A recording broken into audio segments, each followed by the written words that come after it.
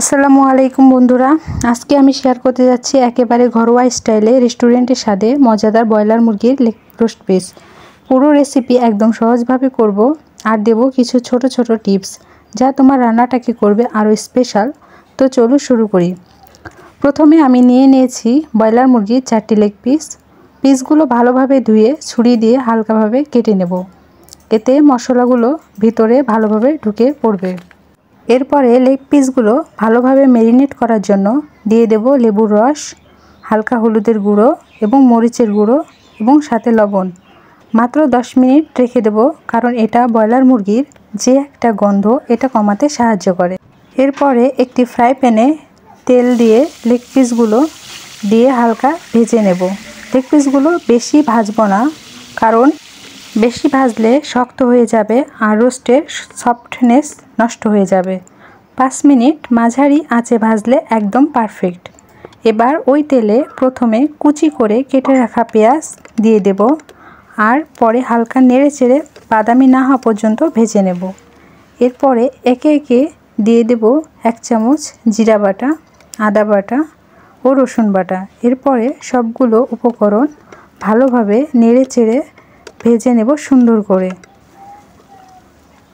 এরপরে যোগ করেছি 1 চামচ মরিচের গুঁড়া। আমি রোস্টটাকে হালকা বাদামি রাখতে চাই, এর জন্য হলুদ ব্যবহার করব না। মশলাগুলো কষাতে কষাতে দিয়ে দিলাম দারচিনি, এলাচ আর তেজপাতা। এরপরে একটু নেড়ে চেড়ে পানি দিয়ে কষিয়ে নিলাম। এরপরে দিয়ে দিলাম একটু টক দই। এখন আবার নেড়ে চেড়ে নেব, আর সাথে দেব বাদাম বাটা। বাদাম বাটা রোস্টে একটা রিচ ও ক্রিমি ফ্লেভার আনে এবং রোস্টটাকে গাঢ় ও সুস্বাদু করে তোলে।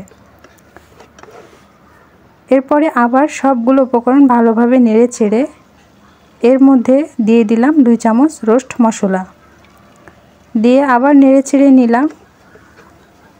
এরপরে দিয়ে দিলাম 1 চামচ চিনি রোস্টের মিষ্টি স্বাদ বাড়াতে সাহায্য করে। রোস্টে একটু টুইস্ট আনতে যোগ করলাম টমেটো সস, এটা রোস্টের ট্যাঙ্কি ভাবটা বাড়ায়। সব মশলা ভালোভাবে কষিয়ে নিলাম যতক্ষণ না তেল ছেড়ে দেয়। এখন ম্যারিনেট করে রাখা লেগ পিসগুলো দিয়ে দিলাম মশলার মধ্যে। ভালোভাবে কষিয়ে পরিমাণ মতো পানি দিয়ে ঢেকে দিলাম রান্নার জন্য। ঢেকে ধীরে ধীরে সিদ্ধ করলে মাংসগুলো সফট হয়। যখন মাংসটা নরম হয়ে সিদ্ধ হয়ে যাবে, তখন দিয়ে দেব গোটা কয়েক কাঁচামরিচ, এটা রোস্টের সুন্দর একটা ফ্লেভার আনবে। আর শেষে দিয়ে দিলাম অল্প তরল দুধ, এটা রোস্টের ঝোলটাকে একেবারে মোলায়েম করে। আর আমি যেহেতু একটু বেশি ঝোল পছন্দ করি, তাই একটু ঝোল রেখে নামিয়ে রেখেছি।